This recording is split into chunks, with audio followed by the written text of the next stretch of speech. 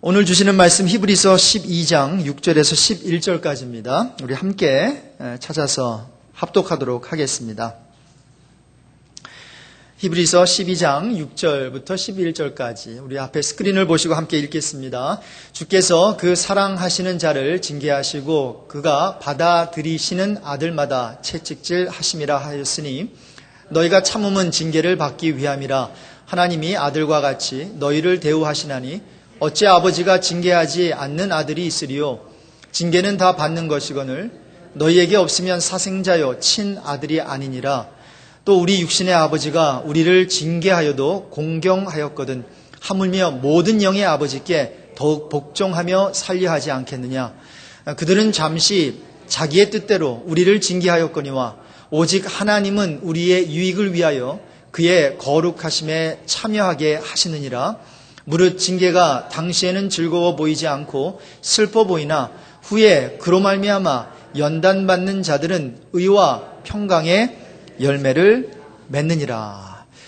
감사의 달 11월을 맞이하면서 반전감사 시리즈 설교를 지난주부터 하고 있습니다.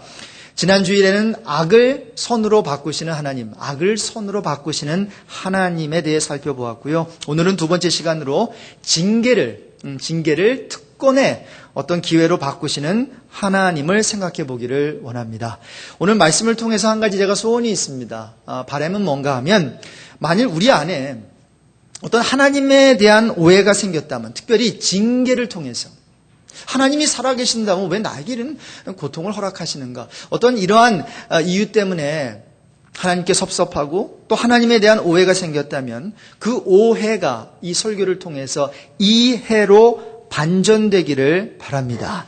저는 그런 역사가 오늘 일어나게 될 줄로 믿습니다. 그래서 우리 안에 사라졌던 어떤 감사의 마음이 오늘 말씀을 통해서 회복되기를 바랍니다. 먼저 중요한 질문 세 가지를 하면서 설교를 시작하겠습니다. 아마 저와 여러분 이게 신앙생활을 하면서 이런 질문들이 있을 거예요. 첫 번째 질문은 무엇인가 하면, 아니 하나님은 사랑의 하나님이라고 했는데 왜 우리를 고난당하도록 내버려 두시는가? 아마 여러분들이 신앙생활 하면서 이런 질문 한두 번은 한번 해보셨을 거예요. 여기에 대한 한번 답을 찾아보기를 원하는 것입니다. 두 번째로, 하나님은 왜 우리를 징계하시는가? 하나님은 사랑이신데 왜 우리를 징계하시고 왜 혼내시는가? 그리고 마지막 세 번째, 징계를 받을 때 어떻게 반응해야 하는가? 이 세 가지 전체적인 어떠한 그런 틀을 가지고 오늘 말씀을 나누겠습니다. 자, 첫 번째 질문, 사랑의 하나님이라면 왜 우리를 고난당하도록 그냥 내버려 두시는가? 좀 보편적인 답을 먼저 말씀을 드릴게요. 여러분, 이 세상은 어떤 세상입니까? 망가진 세상이에요.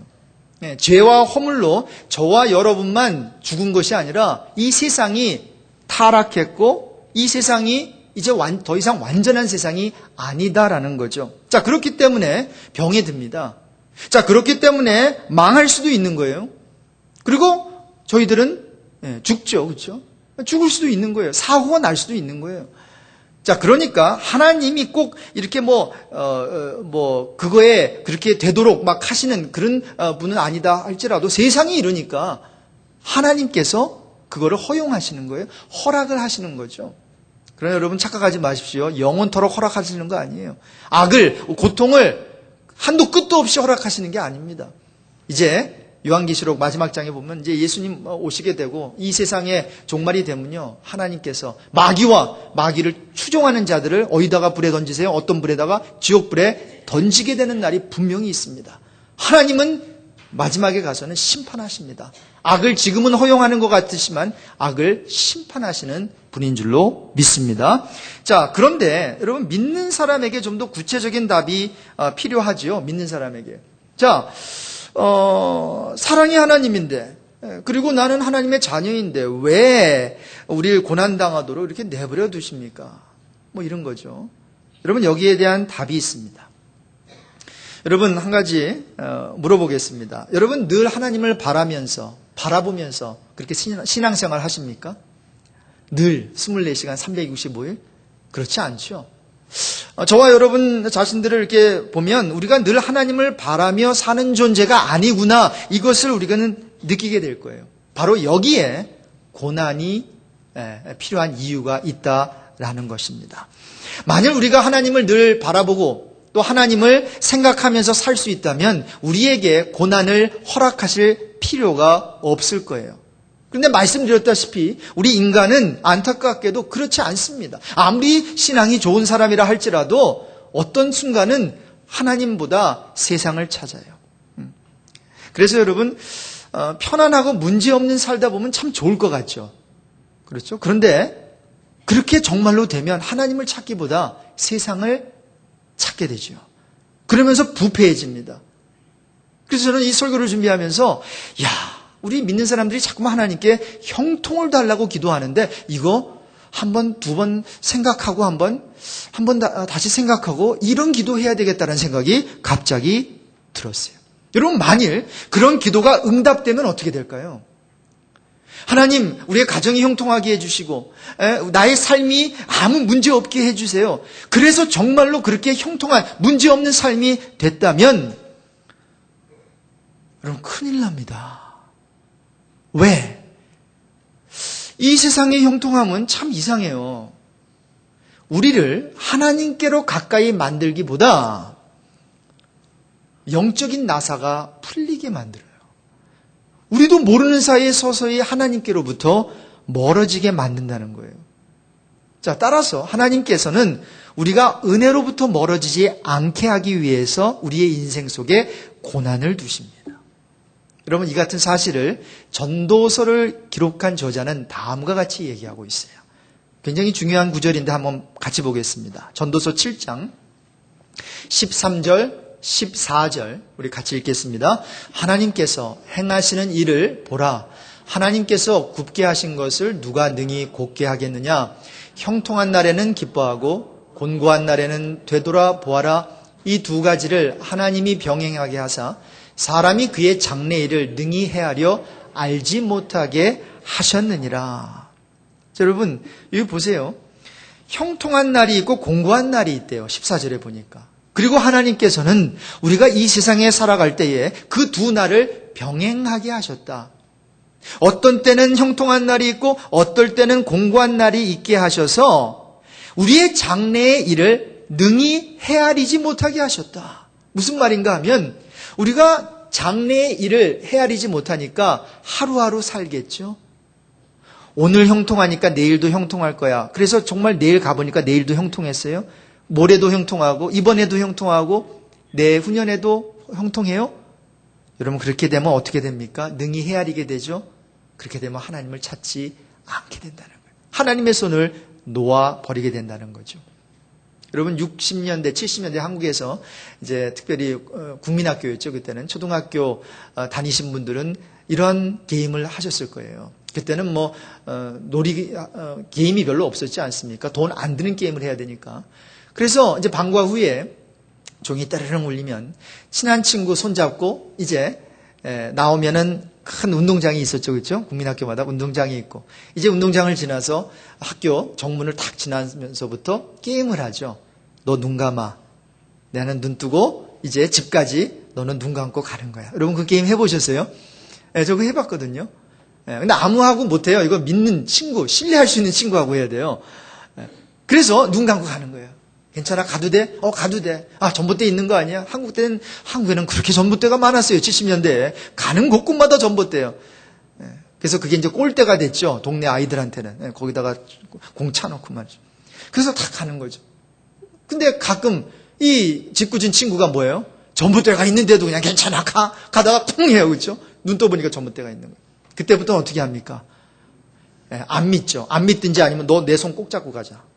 너가 앞에 먼저 가라. 이렇게 하고 가면은 눈 감고 갈 수 있는 것처럼 하나님께서는 형통한 날, 곤고한 날, 이 두 날을 병행하게 하셔서 우리로 하여금 하나님만 의지하게 하려고, 하나님 손 꼭 붙들고 가게 하려고 그렇게 하셨다라는 거예요. 그래서 기독교 사상가, 아주 유명한 사상가죠. C.S. 루이스는 고난은 하나님의 메가폰이다 이런 얘기를 했어요. 그러니까 고난은 우리를 지금 부르시는 하나님의 음성이다라는 것입니다. 여러분 혹시 고난 가운데 있으십니까? 그렇다면 고난을 받을 때에 하나님께서 한번 따라해 봅시다. 나를 부르시는구나. 하나님께서 나의 지금 어텐션을 원하시는구나. 이렇게 생각하십시오. 여러분, 왜 이런 고난이 따를까? 이것만 고민하지 마시고, 왜 나에게만 이런 고난이 있는 거야? 불평하지 마시고요.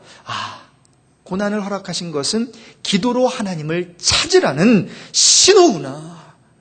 지금 풀리지 않는 문제가 기도로만 풀 수 있다는, 또한 풀리지 않는다면 기도하면서 품으라는 하나님의 신호구나.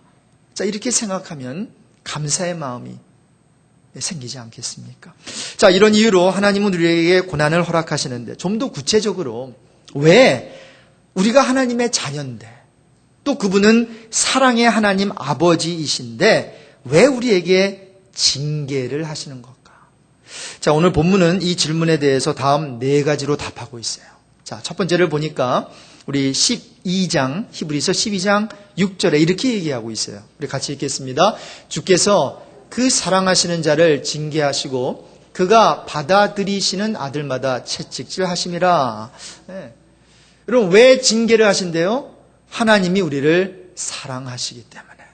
우리를 미워해서가 아니라, 우리를 어떤 눈 밖에 나가서가 아니라 우리를 사랑하시기 때문에 혼내주시는 거예요.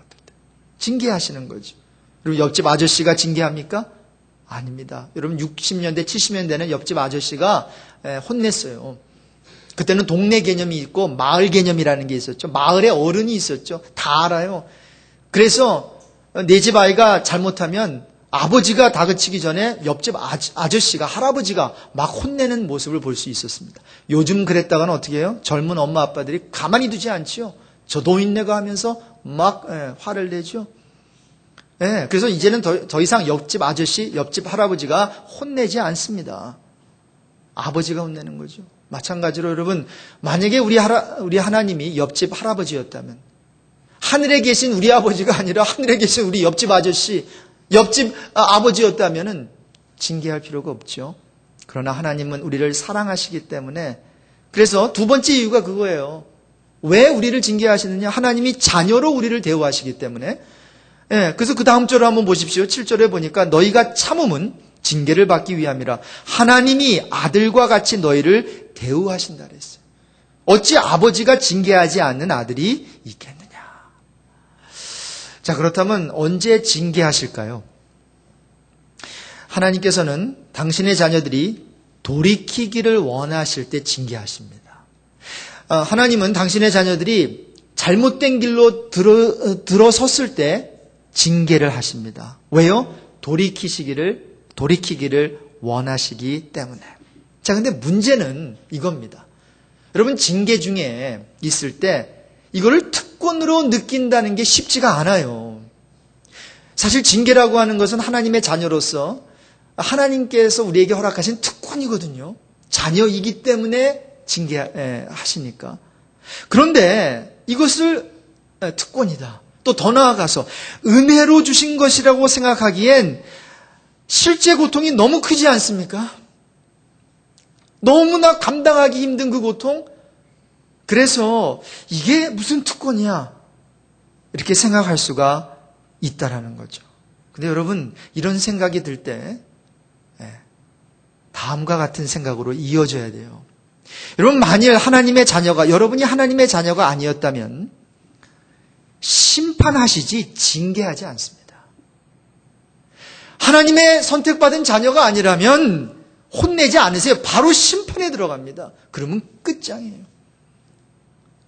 자, 그렇기 때문에 징계를 받고 있다면 우리가 막 화내고 힘들어하고 짜증내고 그리고 하나님께 불평불만할 게 아니라 다음과 같은 기도를 드려야 됩니다. 한번 따라해 볼까요? 징계 속에서 하나님의 사랑을 느끼게 해주세요. 이 기도를 해야 돼요. 징계받을 때 신속히 내가 지금 잘못된 길에 들어섰다면 돌이킬 수 있는 지혜로운 자녀가 되게 해 주십시오. 이런 기도를 드려야 되죠. 자, 세 번째, 왜 하나님께서 저와 여러분을 그분의 자녀인데 징계하시는가? 저와 여러분의 유익을 구하시기 때문이에요. 자, 그 다음 구절입니다. 히브리서 12장 10절이에요. 같이 읽겠습니다. 그들은 잠시 자기의 뜻대로 우리를 징계하였거니와 오직 하나님은 우리의 유익을 위하여 그의 거룩하심에 참여하게 하시느니라. 자, 그들은 누구예요? 그들은 전후 문맥을 보면은 이 세상에 너희 육신의 아비들은, 육신의 부모들은 잠시 자기의 뜻대로 너희들을 징계하지만 오직 하나님은 자신을 위해서 하는 것이 아니라 누구를 위해서? 하나님의 자녀인 우리의 유익을 위하여 징계하신다는 거예요. 자, 여러분 기도하실 때 유익한 거 구하시죠? 유익한 거 구하실 거예요. 근데 하나님께서도 우리를 위해서 가장 유익한 것을 지금 주시길 원하시는 거예요. 근데 안타까운 게 뭔가 하면 우리가 생각하는 유익한 것과 하나님께서 생각하신 유익한 것이 달라요. 어떻게 다른지 아십니까? 우리의 유익한 거 가만히 들어보면, 특히 우리의 기도의 내용을 들어보면 다 썩어질 거, 없어질 것을 다 구해요.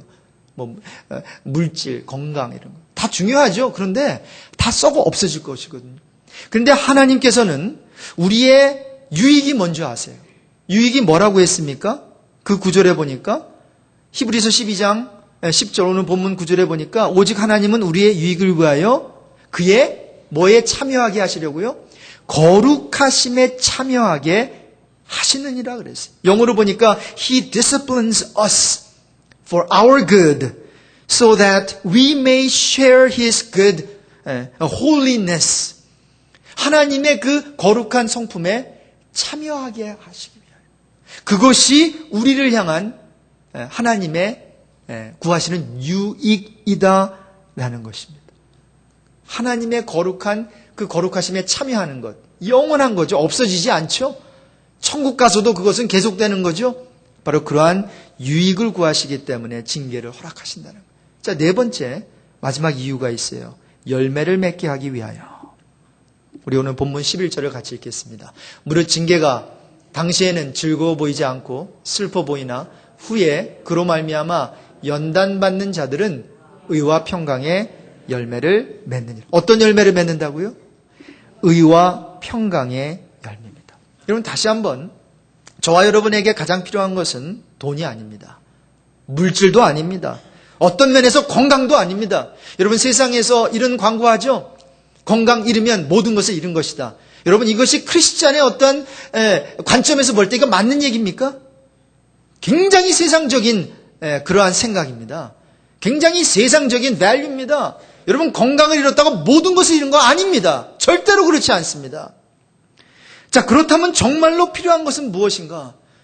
의와 평강이라는 거예요.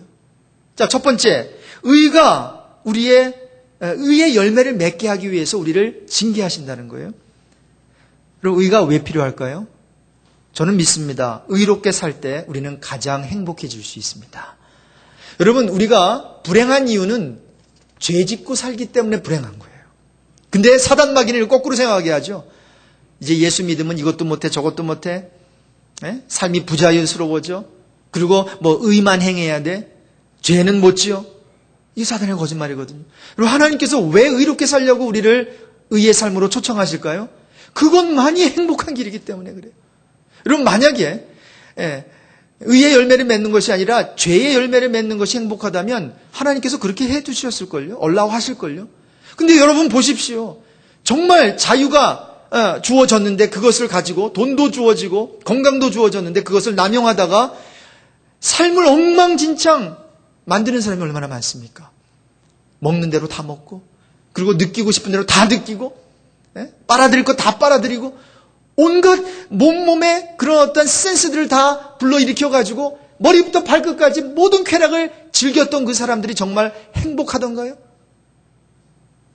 우리 인류 역사 속에서 그렇게 많은 여인들을 거느리고 먹고 싶은 대로 다 먹고 그리고 모든 금은보화를 소유했던 사람들이 행복했던가요? 솔로몬의 말로 들어보면 헛되다라는 거예요. 허탈하다는 거예요.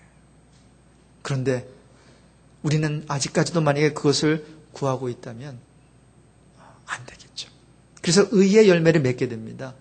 정말로 우리에게 필요한. 그리고 두 번째, 평강의 열매를 맺는데요. 여러분, 평강이 필요한 이유가 있죠. 삶이 항상 형통하지 않기 때문에 여러분, 물질이 부족할 때가 있고 사업이 망할 때가 있죠. 자녀가 방황해요. 우리 병에 걸릴 때가 있어요. 또 배우자가 말썽을 피울 때가 있기 때문에 여러분, 이같이 모든 형통하지 못한 가운데 가장 필요한 게 뭐겠어요? 물론 물질이 부족할 때 물질이 탁탁 채워지고, 그리고 방황하던 남편이 갑자기 돌아오고 병에 걸렸는데 다 나음받으면 얼마나 좋겠어요. 그런데 이 세상은 이 망가진 세상이고 아직 완전한 세상이 아니기 때문에 그렇게 되지 않아요. 가끔 하나님께서 그런 특별한 은혜를 주시는 분이 있어요. 그러나 열이면 열 다 그렇게 되지 않습니다. 대부분은 병에 걸리면 그 병을 몸에 지니고 살아야 돼요. 약을 의존해야 돼요. 그렇죠? 자, 이 같은 모든 형통하지 못한 가운데 그렇다면 가장 필요한 게 무엇일까요? 마음의 평화 아니겠어요? 평강 아니겠냐고요? 몸은 여전히 힘들고 아프고 그리고 참 힘든데 어디선가 흘러 들어오는 무엇이 나로 하여금 형통하지 못한 가운데 마음의 평안을 얻게 하는 것. 만약 그런 것이 있다면 얼마나 좋겠어요. 저와 여러분이 즐겨 부르는 찬송 가운데 내 평생에 가는 길이라고 하는 찬송, 너무나도 우리가 즐겨 부르는 찬송이에요. 그런데 여러분, 이 찬송은, 이 가사가 그냥 어떤 사람이 커피를 마시다가 하나님 참 좋으신 분이야, 이 세상을 보니까 참 삶의 어려움들이 참 많은 것 같아요. 그래서 어떤 그냥 영감을 받아가지고 커피 한 잔 마시면서 쉽게 줄줄줄 써내려간 그런 시가 아니에요. 19세기 욥이라고 불리우는 호레이시오 스패포드라는 분이 지은 그런 찬송인데, 그는 교수였어요. 1873년 미국 필라델피아에서 국제회의가 열려서 많은 사람들이 이제 몰려들어서 국내외에서 이제 참석하고, 이제 회의가 이제 다 마치고, 회의를 다 마치고, 이제 외국에서 온 사람들은 모두 고국으로 돌아가기 위해서 뉴욕항을 출발하는 프랑스 여객선, 그 여객선을 타려고 서두르고 있었어요. 1873년 11월 15일 예정대로 그 여객선은 출발했는데, 이 호레이시오 스패포드 교수와 그 부인과 4명의 딸, 매기, 타티타, 애니, 그리고 베시도 타고 있었습니다. 자, 그래서 이제 식구들과 함께 이제 그 배에 오르려고 했는데, 가만히 생각해 보니까 지금 집이 홀라당 다 타버린 상황이었어요. 그 당시에 그 시카고에 대화재가 있었는데, 교회 건물, 그 무디 교회, 여러분 유명한 그 무디 교회도 어떠한 부분적으로 불에 탔고, 그리고 자기 그 집도 홀라당 다 타버렸어요. 그래서 좀 여러 가지 뒷정리할 게 있어서 아내와 4딸을 먼저 배에 이제 오르게 합니다. 그랬는데 이제 승객들을 태운 이 배는 정확히 일주일 동안 순항하다가 11월 22일 새벽 2시에 영국의 철갑선으로 알려져 있던 로키안 호와 정면으로 충돌하게 됩니다. 굉장히 튼튼한 배였는데 이 호화스럽던 여객선은 기울기 시작하더니 30분도 못 돼서 226명의 목숨을 실은 채 가라앉고 말았습니다. 배가 침몰하기 전에 이 스패포드 이 교수 부인은 그 수라장 속에서 4아이를 이끌고 가판 위로 올라갑니다.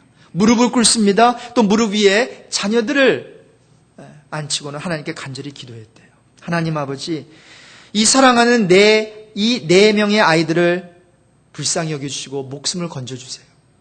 그러나 그들이 죽는 것이 당신의 뜻이거든 우리는 기꺼이 죽음을 택하게 해주세요. 간절한 기도를 드리고 있는데 벌써 아이들은 물에 잠기기 시작합니다. 그러면서 정신이 없죠. 이 부인은 좀 몸도 좀 성하지 않았거든요. 아이들이 그냥 살려달라고 한두 명, 1명, 2명 계속 물에 잠기는 그런 모습을 보면서 이 스패포드 부인은 실신을 합니다. 그런데 물 위에 떠 있는 것을 누가 보고는 익사 직전에 이 부인을 기적적으로 구조를 해내는데 4명의 딸은 고스란히 물에 잠기게 됐고 물에 빠져서 죽게 됐어요. 이제 스패포드 그 부인은 시카고에 있는 남편에게 간단한 메시지를 보냈습니다. 혼자만 구조되었음. Saved alone. 이 전보를 보냈어요. 이 전보를 받자마자 다리에 힘이 쫙 풀리면서 이 스패포드 교수는 주저앉고 말았습니다. 이제 가장 빠른 선편으로 영국으로 이제 가는 배에 이제 올랐어요. 근데 한참 가고 있는데 선장이 이 교수를 불렀습니다. 지금 우리가 지나가고 있는 이 지역은 바로 당신의 아이들이 타고 있던 배가 침몰한 그 위를 통과하는 중입니다. 이 말을 들은 스패포드는 이제 자기 손실로 돌아왔어요. 그때부터 하나님과의 씨름이 시작이 됐습니다. 마치 야곱이 그 약복 강가에서 천사와 씨름하던 하나님과 씨름하던 그 씨름이 시작이 되었습니다. 하나님, 저는 누구보다도 하나님을 사랑하는 자였고 하나님께 많이 헌신을 한 사람이었는데 어찌 이렇게 큰 시련을 저에게 주십니까? 집이 홀라당 타는 것은 견딜 수 있겠습니까? 그러나 그것도 부족하여 사랑하는 4명의 그 천사 같은 아이들마저, 딸들마저 왜 데려가셔야 합니까? 하나님 혹시 나를 버리신 것은 아닌지요? 당신 정말 살아계신다면 어찌도 이렇게 가혹한 일을 하실 수 있겠습니까? 밤이 맞도록 울부짖었습니다. 근데 마음이 후련해지지도 않고 하나님은 아무 말씀이 없는 거예요. 해답을 좀 얻으면 좋겠는데 부르짖으면 부르짖을수록 내 아이의 환상이 어떤 사진이 지나가는 것처럼 그 앞에 막 지나가면서 그 아이 하나하나가 눈에 넣어도 아프지 않은 그 아이 하나하나가 물에 잠기는 그 모습이 그냥 막 눈에 선한 거예요. 심한 어떤 폭풍우가 막 이 마음속에서 막 불어오면서 그의 귓가에 여러 가지 참 잡음소리와 함께 걷잡을 수 없는 심한 폭풍이 막 일어나는 거예요. 그런데 좀 자정이 지난 시간에 갑자기 주위가 고요해지는 것을 느끼더니 이때까지 살아오면서 이 세상에서 한 번도 느껴보지 못한 평화가 그를 감싸기 시작했습니다.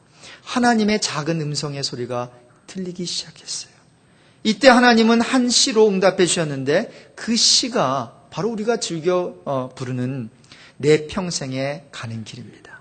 물론 우리가 부르는 찬송 내용은 이렇게 되죠. 가사가 내 평생에 가는 길 순탄하여 늘 잔잔한 강 같든지 큰 풍파로 무섭고 어렵든지 나의 영혼은 늘 편하다. 내 영혼 평안해. 이렇게 되죠. 그러나 원래 오리지널 영어 그 가사를 보면 이것이 직역이 안 됐기 때문에 그가 전하고자 했던 또 그가 하나님으로부터 받았던 그 메시지의 그 뉘앙스를 100% 캐치하지 못한다라고 하는 것을 제가 이 설교를 준비하면서 발견하게 됐습니다. 여러분 영어 오리지널 1절 가사를 보면 이렇게 시작돼요. When peace like a river attendeth my way, when sorrows like sea billows roll, whatever my lot thou hast taught me to say. 한국말로 하면 평화가 강같이 내 길에 따를 때나 슬픔이 파도처럼 굽이칠 때 내 운명이 무엇이든 간에 주께서 내게 이렇게 말하라고 가르쳐 주셨다는 거예요. 어떻게 말하라고? It is well with my soul. 평안하다. 내 영혼이 평안하다. 여러분, 우리는 이 찬양을 부를 때 이 스패포드 교수가 자기가 평안하니까 내 영혼 평안해 이렇게 부른 게 아니다라는 거예요. 뭐가 평안합니까? 지금 막 안에서는 하나님에 대한 그런 어떤 분노와 이해되지 않는 것들이 너무나도 많은데, 그런데 내 상황과 운명이 무엇이든지 간에 주께서 내게 이렇게 말하라고 가르쳐 주셨다는 거예요. Whatever my lot, whatever my situation, thou hast taught me to say, it is well. It is well with my soul. 주님께서 가르쳐 주셨기 때문에 그는 힘들게 입을 열어서 내 영혼 편안하다고 선포했다는 거예요. 여러분, 힘든 상황 속에 있으십니까? 그렇다면 이러한 고백할 수는 없을 거예요. 그러나 주님께서 가르쳐 주셨어요. 스패포드 교수에게 가르쳐 주셔서 그 입을 열어서 고백하게 했어요. 따라해 봅시다. 평안해. 평안해. 내 영혼이 평안해. 그러면서 이 스패포드 교수는 하나님께서 주시는 평안으로 그 힘든 상황을 극복해낼 수가 있었다는 거예요. 자, 그렇다면 징계받을 때 우리가 어떻게 반응해야 하는가? 징계를 받을 때 가져야 하는 올바른 자세는 무엇인가? 히브리서 12장 5절인데 오늘 본문의 그 전 구절이거든요. 우리 같이 읽어보겠습니다. 또 아들들에게 권하는 것 같이 너희에게 권면하신 말씀도 잊었도다. 일러스되 내 아들아 주의 징계하심을 경히 여기지 말며 그에게 꾸지람을 받을 때에 낙심하지 말라. 그럼 두 가지입니다. 징계를 받을 때에 가져야 하는 올바른 자세는 첫 번째, 징계를 가볍게 여기지 말라는 거예요. 그리고 두 번째, 낙심하면 안 된다라는 거예요. 여러분, 징계를 절대로 업신여기지도 가볍게 여기지도 마십시오. 왜냐하면 한번 잘 들어보세요. 징계를 위해 주어진 고난이라면, 물론 모든 고난이 우리가 잘못해서 하나님께서 징계하시기 때문에 오는 고난은 아니에요. 그러나 만약에 내가 지금 징계를 받고 있고 그리고 징계가 내가 잘못하고 지금 잘못된 길에 잘못된 길에 들어섰기 때문에 받게 하는 고난이라면 스스로 잘못을 깨닫고 돌이키지 않는 한 그 고난은 끝이 나지 않습니다. 자, 그렇기 때문에 징계를 절대로 업신여기면 안 되고 가볍게 여기면 안 되고 시간이 지나면 해결되겠지 이렇게 생각해서도 안 된다는 거예요. 여러분, 따라서 고난의 상황에서 우리는 이것이 하나님의 징계인지 이것을 먼저 살펴봐야 하는데, 그래서 만약에 하나님의 징계라면 돌이켜야 돼요. 신속히 하나님께 돌아와야 돼요. 그런데 안타까운 것은 이런 착각을 많이 합니다. 많은 성도들이 징계를 받으면서도 그것을 내가 잘못한 것이 아니라 애매히 당하는 고난처럼 생각해요.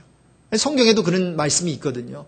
그래서 애매히 내가 잘못한 것이 없는데 주님 때문에 하나님의 영광을 위해서 당하는 고난이 있거든요. 그럼 참으라고 성경 말씀은 가르쳐주고 있는데, 이게 그런 차원의 고난이 아니라면, 징계라면 내가 고쳐야 되는데 마치 나는 의로운 거예요.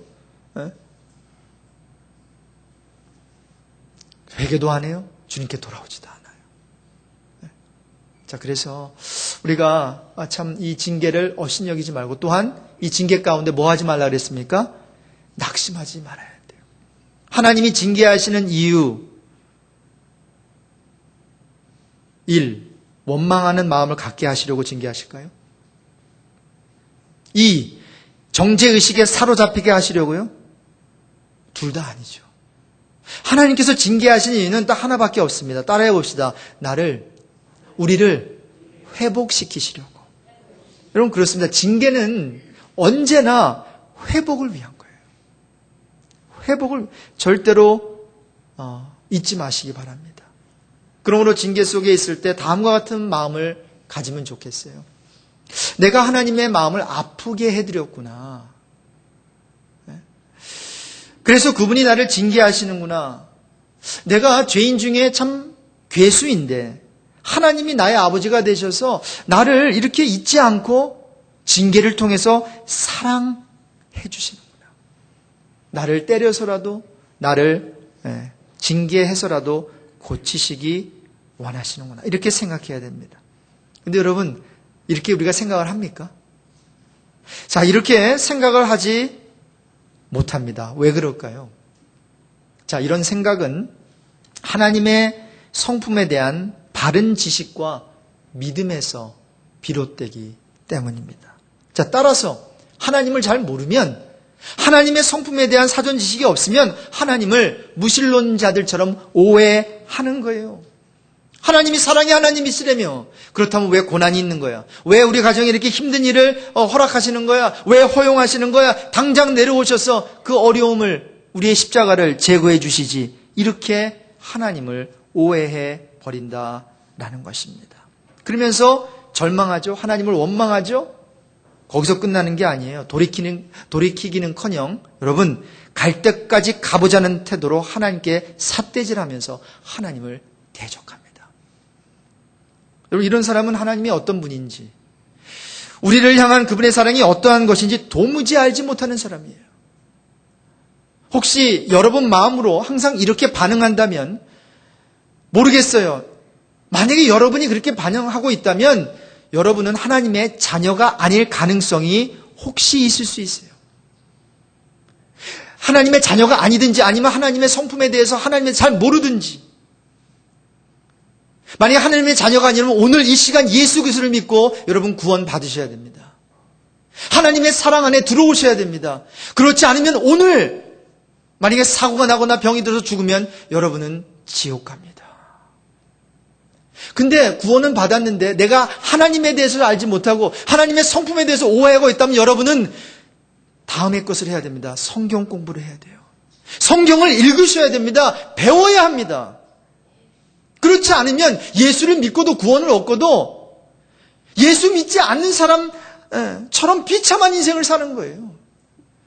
예수를 믿으면서도 하나님을 원망하면서 자신의 삶을 한탄만 하면서 여러분 살게 된다면 얼마나 비참한 그런 인생입니까?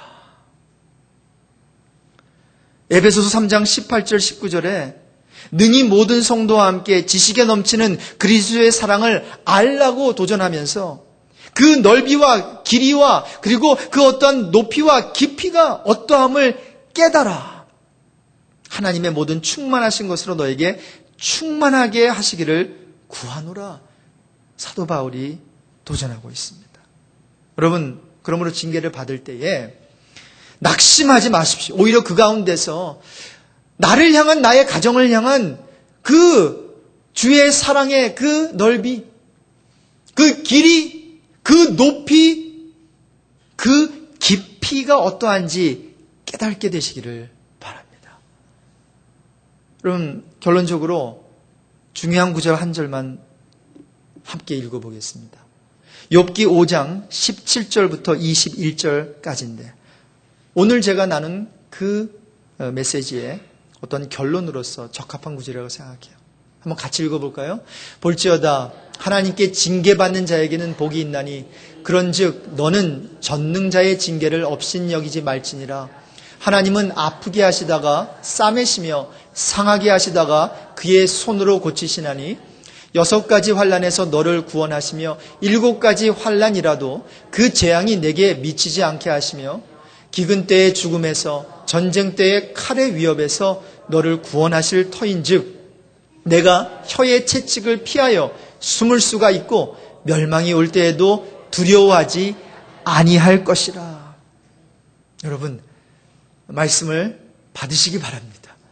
하나님께서 회복해 주시겠다라고 하는 약속입니다.